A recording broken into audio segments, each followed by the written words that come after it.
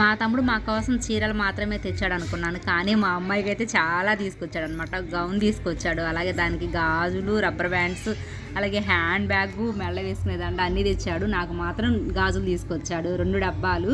అవి అయితే చాలా బాగున్నాయి. ఏ శారీ కలర్ అయితే ఇంకా గాజులు వేసుకోవచ్చు. పిల్లకి తెచ్చిన వాటిలో ఏంటంటే కొంచెం పాపం సైజ్ తెలియలేదనమాట, ఒక్కటే కరెక్ట్ సైజ్ వచ్చింది. ఇంకా 2-3 జతలు అయితే మాత్రం కొంచెం పెద్దవి వచ్చాయి అనమాట. ఇంకా అయితే పోయినసారి వేసుకున్నప్పుడు అయితే మాత్రం అప్పుడు ఇద్దరికి బట్టలు తెచ్చాడు మా పిల్లలిద్దరికి, కానీ అవి చాలా చిన్న సైజు, వాళ్ళకైతే పట్టను కూడా పట్టలేదు. ఇంక ఇప్పుడు కూడా దాచేసాను.